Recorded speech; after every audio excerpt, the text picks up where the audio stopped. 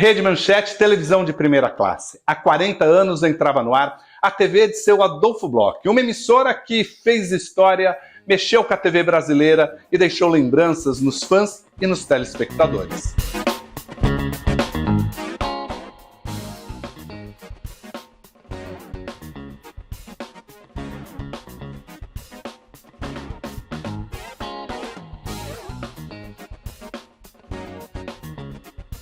Olá, seja muito bem-vindo ao canal do Vanucci, a mais uma reportagem especial, a mais um conteúdo especial.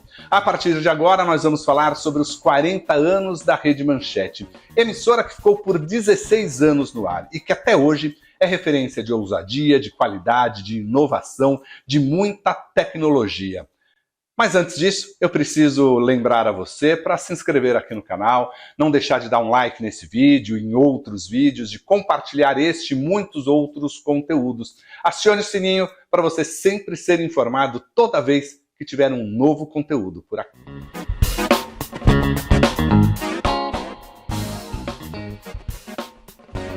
7 horas da noite do domingo, 5 de junho de 1983. Entrava no ar a Rede Manchete.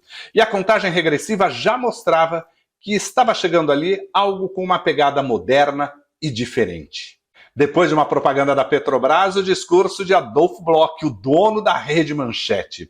Mas uma falha técnica obrigou todo mundo a rebobinar a fita. Assim começou a história da Rede Manchete. Tudo que traria de inovação estaria naquela manchete. E ficava aquela expectativa, o que é que a Bloch vai trazer? E foi assim, no dia 5 de junho de 1983, quando eles fizeram o Mundo Mágico, que foi o show inaugural. A manchete já começou diferente, ela começou exibindo comerciais, Lubrax 4. E depois disso é que ela acabou fazendo toda a programação. Então ele trazia algo esteticamente, artisticamente muito mais apurado. E era uma TV que, por si só, já dizia-se futurística, não pela marca, que foi uma criação da DPZ, né? Mas, por exemplo, a vinheta, onde a gente tinha o M voando, sobrevoando, até pousar no alto do edifício Bloch inicialmente, tudo isso trazia uma outra cara, e contratações de peso, eles foram investindo, era a TV do ano 2000, que infelizmente morreu em 1999. A Rede Manchete foi ousada e pioneira desde o momento em que entrou no ar. O seu objetivo era fazer uma programação de qualidade, lançar novos artistas, novos formatos, propor inovações para a televisão brasileira. No jornalismo, por exemplo, a proposta era aprofundar a notícia e, na dramaturgia, oferecer algo que a Globo não fazia. Na programação infantil, a aposta foi numa modelo que brincava com as crianças. Surgia ali Xuxa Meneghel, anos depois eleita a rainha dos baixinhos. Mas no caso da Xuxa, foi uma jogada no sentido, será que vai dar certo? E o Sherman já era uma pessoa super escolada, principalmente quando ele percebeu que na Xuxa ela fazia com uma naturalidade tão grande que parecia uma criança grande brincando com outras crianças. E investiu em novelas, resgatando as novelas de época, como foi a Marquesa de Santos, que estreou o horário, com apelos, com uma linguagem e com um enredo fora do convencional, daquele cotidiano que a Globo vinha fazendo. O Jornal da Manchete já tinha as 3 praças, né? Carlos Chagas apresentando em Brasília, Márcia Peltier no Rio de Janeiro e o Florestan Fernandes aqui em São Paulo. O jornal já tinha outros comentaristas de internacional, de política, e eu entrei para falar de economia aqui em São Paulo. Então, era uma correria diária para eu conseguir gravar a matéria e chegar a tempo de entrar ao vivo no jornal, o jornal das 6h30 da tarde, depois eu entrava no Jornal da Manchete, aí gravava para o da noite, gravava para o da manhã, e tinha entrevistas minhas também no da noite, algumas feitas em estúdio. Era um jornal que aprofundava mais os temas. Um ano após a sua estreia, a Rede Manchete colocava sua marca no Carnaval brasileiro, numa cobertura que começava muito tempo antes das escolas de samba entrarem no sambódromo, na avenida. E não se resumia ali a narrar o que as pessoas estavam vendo na TV. A emissora trouxe novidades e obrigou a Globo a mudar seus formatos. O carnaval sempre foi vamos dizer, um sinônimo de Manchete. O primeiro grande desfile que ela fez foi em 1984. A Manchete inaugurou em junho, né, de 83, e o primeiro carnaval foi em 84. E aí tem uma curiosidade à parte, que é a seguinte: naquele ano ia ser a estreia do Sambódromo do Rio de Janeiro, né, a Marquês de Sapucaí, e a Globo havia tido uma briga com o governador, que era o Brizola, Leonel Brizola.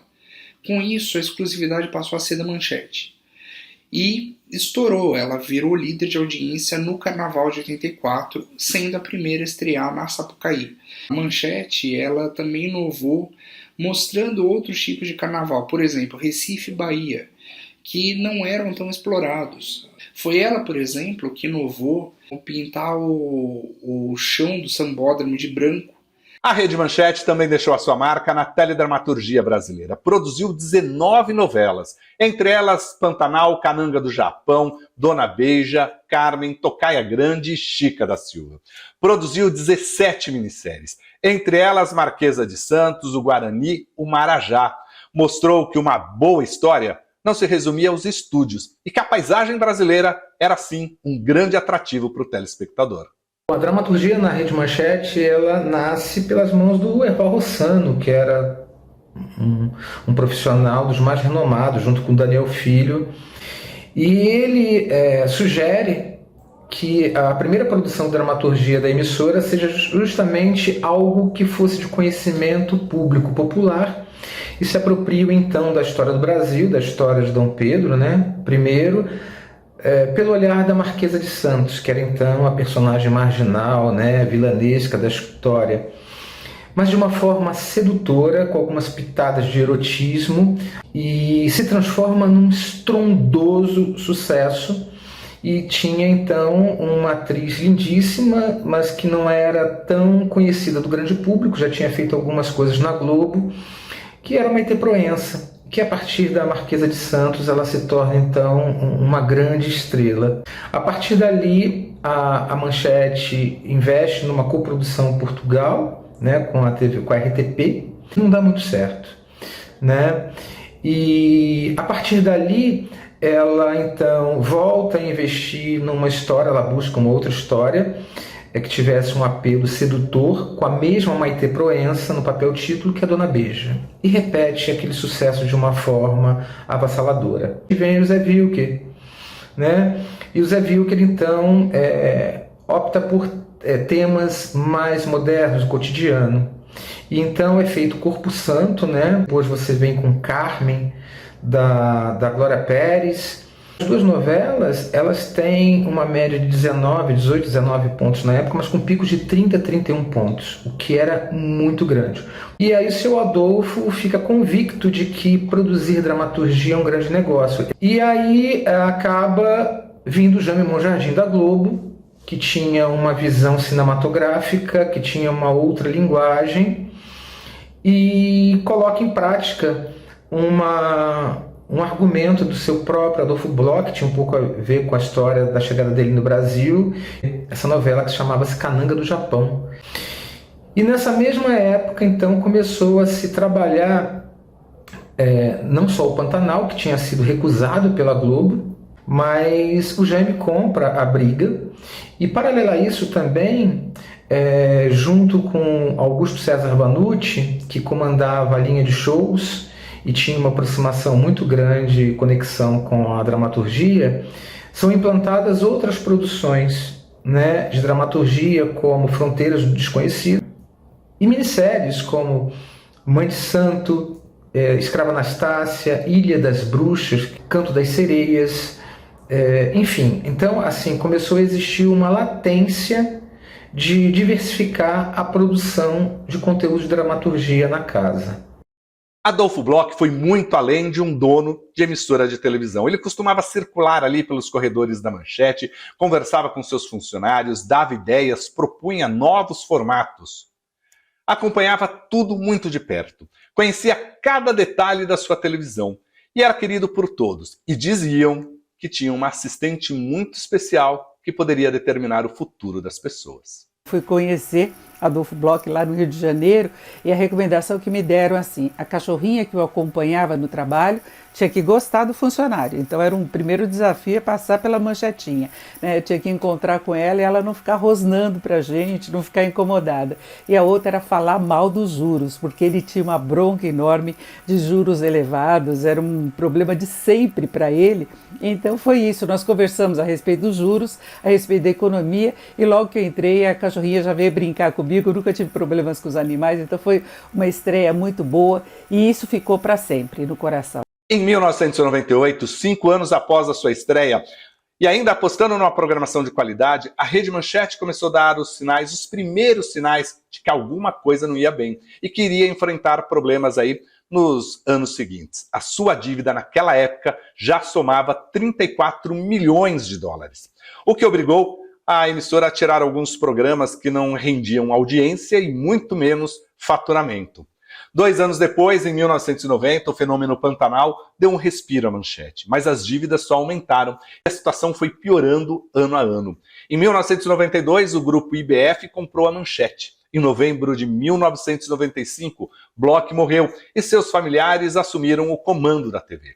Parece que há um respiro nesse período, mas foram 4 anos tensos nos bastidores. De repente, nós tivemos uma crise econômica, a crise da Rússia, aquilo interrompeu os planos, foi uma situação que eu acho que a direção não esperava. Que toda vez que você tenta inovar, você pode ter produtos positivos, como também pode ter negativos. Altos gastos, podem ter outras coisas que estão fora do esperado, porque você está trazendo algo novo.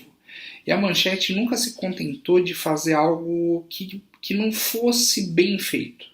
E aí, quando eu estava fazendo a cobertura local da crise, os dias em que a Bolsa de Valores despencava, um dia eu recebi a ligação, né, na sala de imprensa lá da Bolsa de Valores do Jacques Capeller, que é herdeiro do Bloch, que era então presidente da empresa, o dirigente da Manchete. Ele me ligou na sala de imprensa para perguntar para mim quanto tempo poderia durar essa crise, né? O que estava acontecendo de fato, se haveria uma possibilidade de recuperação daquele momento, de uma recuperação rápida da crise. E eu falei, não vai ter uma recuperação rápida, porque o país todo estava em crise, o mundo todo estava enfrentando os desdobramentos, juros em alta, um período de inflação elevada, instabilidade. A percepção que eu fiquei na época é que houve uma aplicação errada de recursos, de reservas da empresa, porque a Bolsa de Valores, principalmente, ela ocasionou muitas perdas. Eu participei muito proximamente, porque como eu trabalhava na área de economia, no jornalismo, eu tinha contato com os ministros das comunicações, ministro da Fazenda, eu sabia das negociações. Não se tratava apenas de uma emissora, da segunda maior emissora do país, não é? Em termos de programação, a força que a Manchete tinha.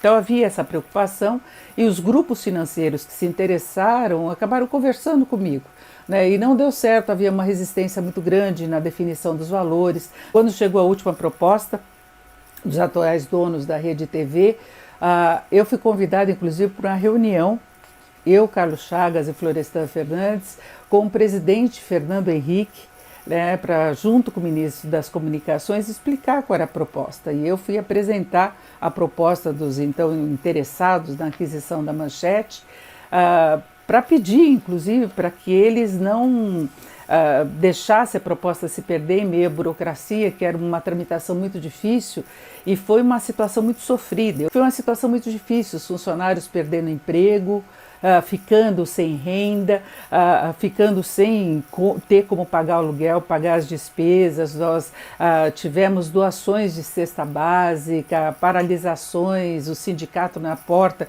pedindo para a gente parar, e eu sabendo, né, pelo recado dado pelo governo, que se a emissora saísse do ar por 24 horas, a concessão seria cassada. E eu só dei um basta mesmo nessa participação, segurando a situação, no momento em que a direção da empresa falou que eu estava me envolvendo demais, quando eu estava assim, de coração aberto, tentando salvar a Manchete. Quando ela foi vendida, que o sinal foi desligado com o nome e retomado com outro nome, vinha um alívio, né, porque os empregos seriam preservados, porque haveria uma emissora sobrevivendo, só que não era mais a Manchete.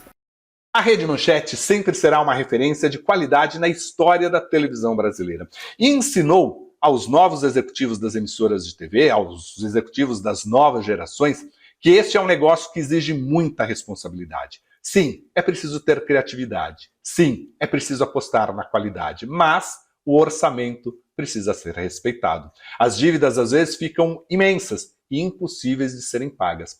As emissoras de televisão aprenderam com a Rede Manchete, e atualmente a gente já vê um cenário muito melhor do que isso, de que é preciso sim manter as suas contas em dia. Todas buscaram zerar as suas dívidas, ou pelo menos diminuir bastante. O canal do Vanucci sempre tem uma reportagem especial, mas sempre você vai encontrar aqui o Vanucci Responde, o nosso bate-papo a partir das suas perguntas, opinião, a história da TV e a nossa live.